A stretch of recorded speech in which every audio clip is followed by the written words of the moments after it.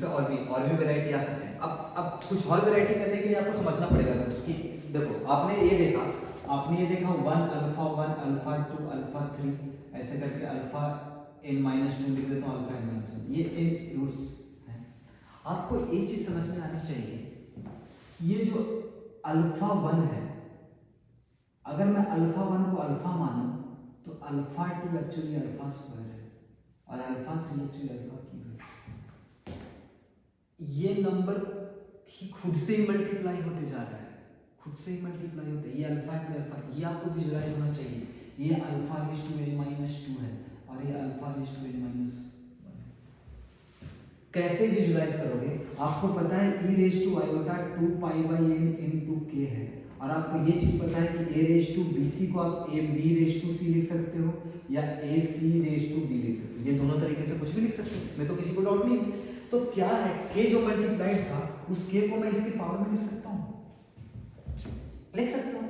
अब k को 1 2 3 तो पुट करते जा रहा हूँ, k को 0 से स्टार्ट करो, चलो 0 वाला तो ये था, तो k को 1 2 3 पुट, तो आप e raise to iota 2 pi by k 1 बनाओ, k 2 पुट करोगे, फिर k 3 पुट करोगे, तो इसी नंबर का तो खुद का मल्टीप्लिकेशन चलते आ रहा है। मतलब आपको पता है कि ये अल्फा स्क्वायर है, alpha is what e raise to iota 2 pi by n, very good. इसको खुद से मल्टीप्लाई कर दोगे, इसको खुद से मल्टीप्लाई कर दोगे तो अगला रूट मिल जाएगा, फिर उसको खुद से मल्टीप्लाई कर दोगे तो फिर अगला रूट मिल जाएगा। ठीक है, तो आपको क्या करना है, अल्फा को ही मल्टीप्लाई करते जाना है और आगे रूट्स मिलते जाएंगे। तो आप कंफ्यूज मत होना, एग्जाम में वो कंफ्यूज हो जाएगा कि 1 मैंने नीचे देखा था यार, ये नंबर ये ऊपर कैसे चला गया, ऊपर चला गया, क्यों ऊपर चला गया, क्योंकि यहाँ पे ये नाम है 1 2 3 4, यहाँ पे 1 2 3 4 उसका नाम देने के लिए दिया गया है, बट यहाँ पे 1 2 3 एक्चुअली में पावर है और एक्चुअली में होता है। ठीक है ना, लाइक अगर आप z raise to 5 minus 1 equal to 0 के रूट्स निकालोगे तो इसके रूट्स क्या आएंगे, 1 आएंगे, अल्फा आएगा, अल्फा स्क्वायर आएगा, अल्फा क्यूब आएगा, अल्फा 4 आएगा, तो ये वाला रूट होगा, इसी को खुद से ऐड होता है। ठीक है, तो ये चीज आपको समझना, और सिर्फ यही नहीं, आपको ये भी समझ आना चाहिए, बिल्कुल ध्यान से देखो, इसको ये भी समझ आना चाहिए कि जो ये वाला है नंबर, ये मैं वापस लिख देता हूँ। मान लो आपके रूट्स हैं 1 अल्फा 1 अल्फा, अब तो लिख सकता हूँ ना, अल्फा स्क्वायर अल्फा क्यूब, अब तो समझ आ गया। ठीक है, alpha raise to n-2 alpha raise to n-1। आप ये समझना 1 को छोड़ दो, 1 को छोड़ने के बाद बाकी जो है अल्फा और ये लास्ट वाला, ये और ये सेकंड लास्ट, थर्ड और थर्ड लास्ट, ये एक दूसरे के कॉन्जुगेट बनेंगे। मतलब अगर अल्फा का बार लोगे तो अल्फा n-1 बन जाएगा, अल्फा स्क्वायर का बार लोगे तो अल्फा n-2 बन जाएगा। और आप 2 नीचे लिखो ऊपर लिखो, बट नीचे लिखने पे नाम दे रहे हो, ऊपर लिखने पे एक्चुअल में पावर दे रहे हो, तो अल्फा स्क्वायर का बार, इसका बार ये, इसका बार ये, इसका बार ये। आप अगर आपने किसी के 15 रूट निकाले तो 1 को छोड़ दो, 1 हट गया, बाकी जो 14 रूट्स बने उनका first last second last third एक दूसरे के बाहर होंगे। ठीक है, ये चीज क्लियर होनी चाहिए। कैसे कैसे होंगे बात, आप यूनिट सर्कल पे विजुअलाइज कर लो, ये 2 पाई बाई n पे था और यहाँ पे भी एक था, ये यहाँ था, ये यहाँ था, तो इसका है एक रूट यहाँ आएगा तो दूसरा रूट यहाँ आएगा, एक रूट यहाँ आएगा यहाँ आएगा, यहाँ आएगा तो यहाँ आएगा, तो एक दूसरे के रिफ्लेक्शन वाले रूट तो मिलेंगे ही नहीं रूट्स ऑफ यूनिटी में, मतलब एक दूसरे का बाहर ही मिलेगा। मजा आ रहा नहीं आ रहा, आना चाहिए। अब इस पे आप क्वेश्चन फ्रेम कर सकते हो कि एक दूसरे का बार मिलेगा, अब एक दूसरे का बार बनेगा, इस पे क्वेश्चन कैसे लिख लो, क्वेश्चन लिख लो, if one z1 z2 1 z1 z2 z3 से लेकर के z99 z100 are roots of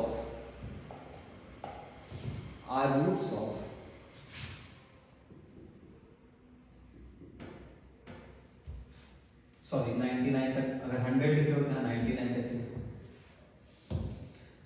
तो are roots of this, then find the value of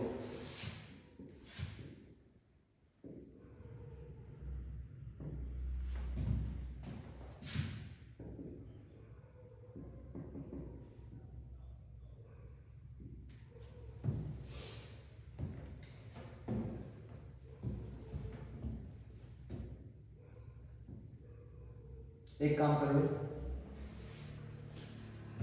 इसको क्या कर लो, इसको टोटल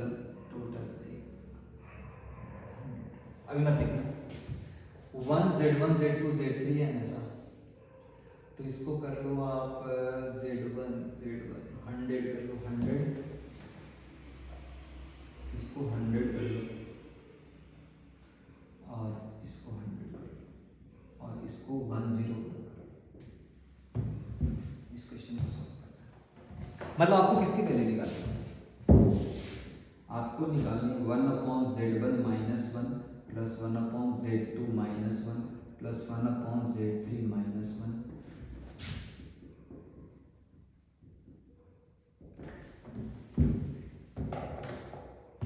क्या करें, मैंने हिंट दे दिया, आपको अप्लाई करने आना चाहिए। अब आपको ये चीज पता चल गया, ठीक है, कि nth रूट्स ऑफ यूनिटी में अल्फा 1 का बार एक्चुअली अल्फा n -1 होता है, अल्फा 2 का बार एक्चुअली अल्फा n -2 होता है, अल्फा 3 का बार 1 तो अकेला रहेगा, a n -3 होगा, ऐसे चलते जाएगा। तो इसको अप्लाई करने आना चाहिए, ऐसा नहीं कि बस लिख लिया हाँ ये होता है, तो कैसे अप्लाई करेंगे इसको? Z99, हाँ Z100 को लिख, बिल्कुल मैं एक और टर्म लिख देता हूँ ताकि आपको एक्सप्लेन करने में थोड़ा ये रहे।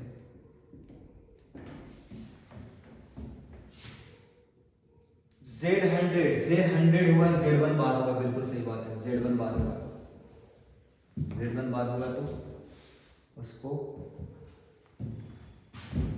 हाँ ये चीज देखो, Z इंटू जेड बार हमेशा मॉड Z का स्क्वायर होता है, Z इंटू जेड बार हमेशा मॉड Z का स्क्वायर होता है।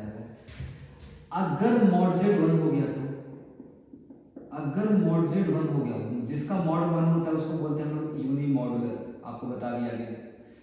तो अगर यूनी मॉडुलर कॉम्प्लेक्स अगर हो गया तो क्या होगा, तो Z इंटू जेड बार 1 बन जाएंगे, तो Z और जेड बार एक दूसरे के क्या बन जाएंगे, रेसिप्रोकल। और इसमें ये जितने कॉम्प्लेक्स नंबर लिखे हुए Z1 Z2 Z3 सब यूनी मॉडुलर है। क्यों यूनी मॉडुलर है?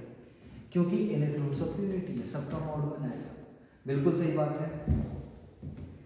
आप इसको क्या कर लो, बाद में कंप्लीट कर लो। हाँ आप ये दोनों को सॉल्व करके देखते हैं, ये दोनों को सॉल्व करके देखते हैं। 1/Z1 -1 प्लस 1/Z, इसको क्या लिख दिया, 1/Z1 -1 प्लस 1, ये Z1 का बार आ जाएगा।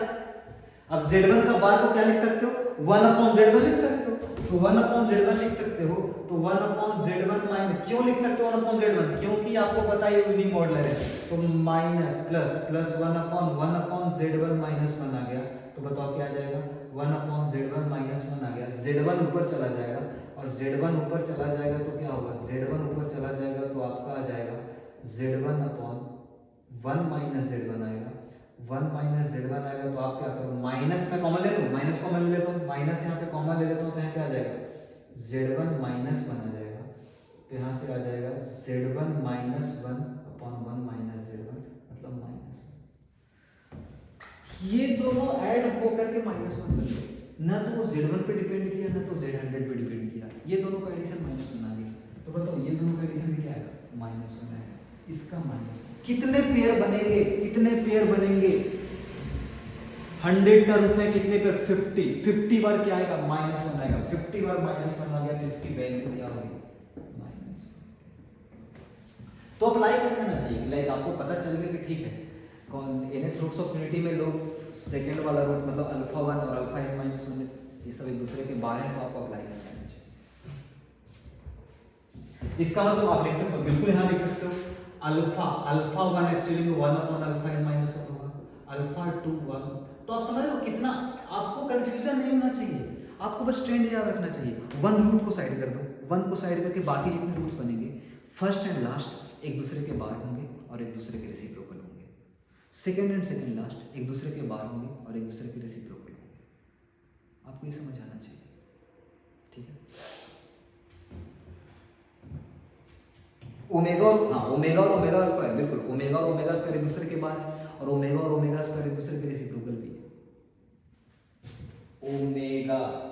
ओमेगा का रेसिप्रोकल लिया 1/ओमेगा, 1/ओमेगा की वैल्यू निकालना चाहोगे, 1 को मैं ओमेगा क्यूब लिख देता हूँ,